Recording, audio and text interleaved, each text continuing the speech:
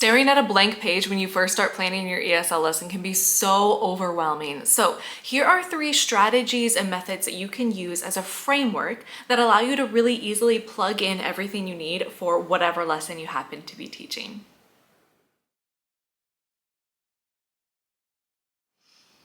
My name is Megan. I have been an ESL teacher in China for over 10 years, and today I want to show you 3 strategies and methods you can use as a framework to help make your lesson planning process that much easier. First, we're going to talk about ESA, then we'll talk about input versus output, and finally, we'll talk about PBL. First, let's talk about ESA. ESA stands for Engage, Study, Activate, and you can use these acronyms as a guide for your lesson planning process. Let me give you just a quick overview, but if you want a deep dive into this one, I do have an entire video that I filmed just focusing on ESA.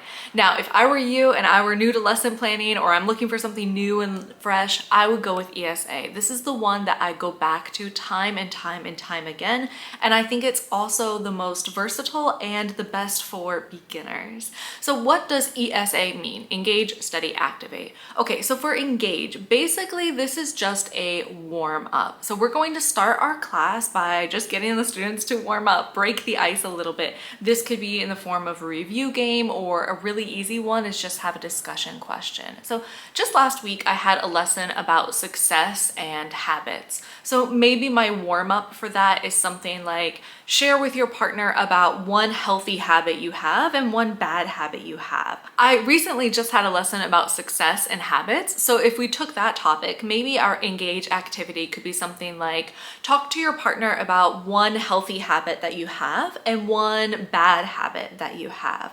Or maybe it's something like tell your partner about a person who you think is successful.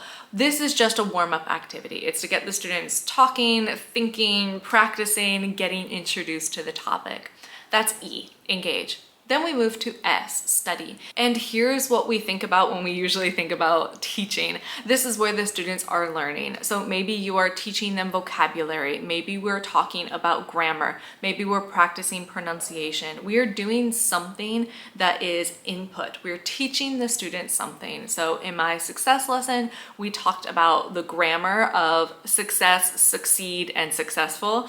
And I also shared vocabulary words with them that they were going to need for later on. Now, you might be tempted to spend most of your time in the study portion, but actually as ESL and EFL teachers, we want students to be using the language perhaps more than we are inputting the language. So your study section shouldn't be terribly long. Instead, your activate session should be a little bit longer. So we've done E, S, and A. Now we are at activate.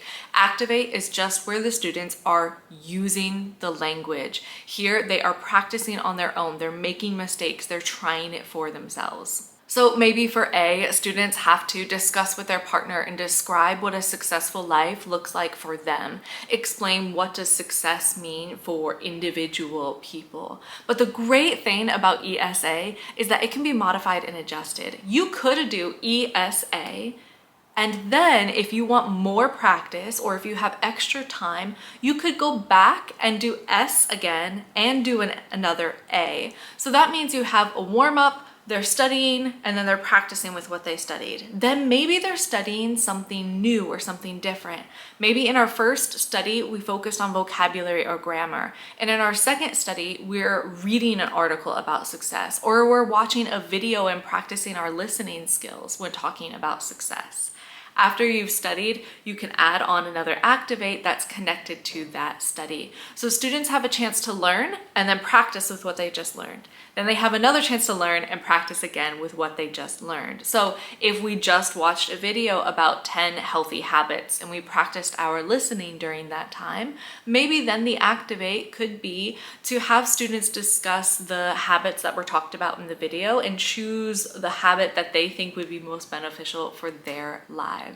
So ESA is just having students have a warm-up, giving them something to learn, then immediately having them practice with what they just learned. And then maybe they learn something a little bit different and then they practice again with that. I love this system so much. This is my go-to. This is the one that I use all the time. It's so versatile, it's so flexible, and it's so good for the students because they constantly get to learn and then immediately practice with what they just learned. So that's the first method, ESA. The second method is called input-output. And unfortunately, it took me a couple of years to learn about this method. I wish I had known about it sooner. Before we go into input-output, what is input, what is output? Input is the term that we use when we're talking about the teacher giving information to the students. So we are inputting information into the students' minds. Output is the opposite. That's when students are using the information they have and producing something. So input is teaching the students vocabulary. Output is having students complete an exercise where they have to use the vocabulary words correctly or create a conversation where they're using the vocabulary words. One thing I really love about input-output is that it just changes your thinking a little bit when you look at the material that you want to teach, and dividing things up into input and output makes it really easy to know what to put into the lesson plan. Now, input output works best if you have more high level things that you need to discuss and then also practice. This also works really, really well for really short lessons. So if your lesson is only 30 minutes, this would be so easy to divide your lesson in half. We have 50% input and then 50% output, practicing what we just learned.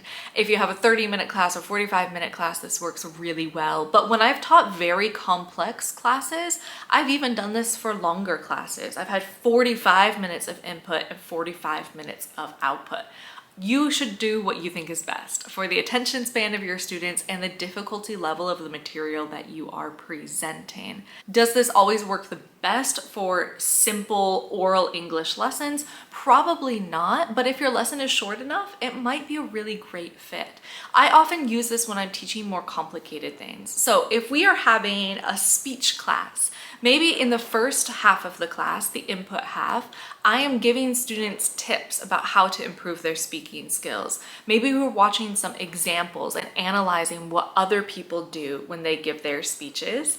Then in the second half of the lesson, I'm having the students create their own speeches and present in front of their peers so they actually get to practice what they're using. Maybe you have an advertising class or a business class. So in the first part of the lesson, you're talking about the rules for business and sharing techniques with them. We're seeing examples of good advertisements versus bad advertisements. And then in the second part of class, students are creating their own advertisement. If you have a writing class, maybe the first part of the class is to see some examples of good writing, discuss grammar points, and then in the second half, you have students actually write for themselves.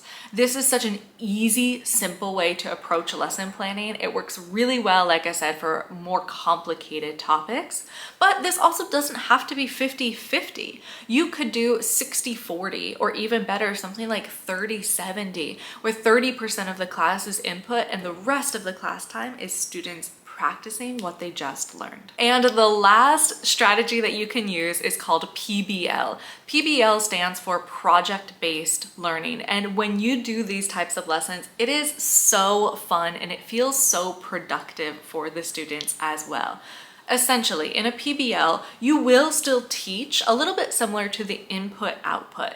You will teach the students material. You could still use ESA techniques with this and have a warm-up, have an introduction, do a review game. You can do whatever you want in the lesson. But the key detail about PBL is that at the end of the class or the end of the semester, end of the week, the goal is to have produced a successful project. This is really excellent for giving the students a sense of achievement. It's also really good for building collaboration among students. Let me give you a few examples of this. So let's say we have a speech class, and in our speech class, we're learning about how to be more confident, and we're also learning about how to have intonation and emotion in our voice, how to use adjectives. Maybe at the end of the class, I could have the students present a speech where they practice those things. But if I wanted to do a PBL, I would have students do a little bit of a bigger project.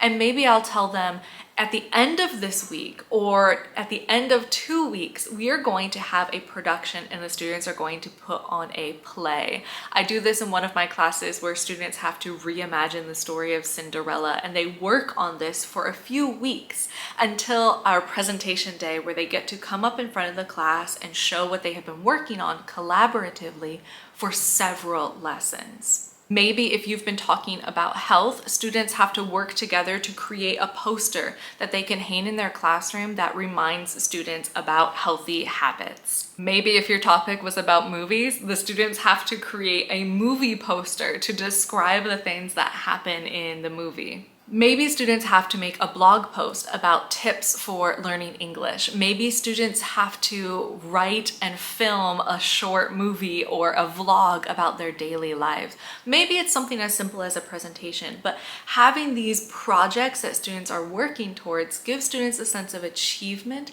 There's something very tangible at the end of the project that they can see that they have created, and it also works great with collaboration. Now, of course, collaboration among students is great for a variety of reasons, but especially for ESL and EFL classes, if your students are collaborating, that means that hopefully they're communicating in English and they're getting that extra practice time.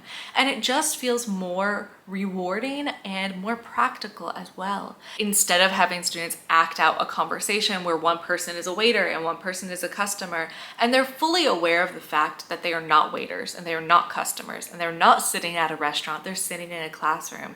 Instead, they're talking about how they're actually going to perform something. They're discussing how they can best create a poster that is actually going to hang in their classrooms. So it gives a sense of urgency and importance to the task that they're working on. And if you're monitoring the students enough to make sure that they're communicating in English as much as possible, then they're using English in a really practical way. So if you are new to ESL lesson planning, you can take one of these techniques to help you out.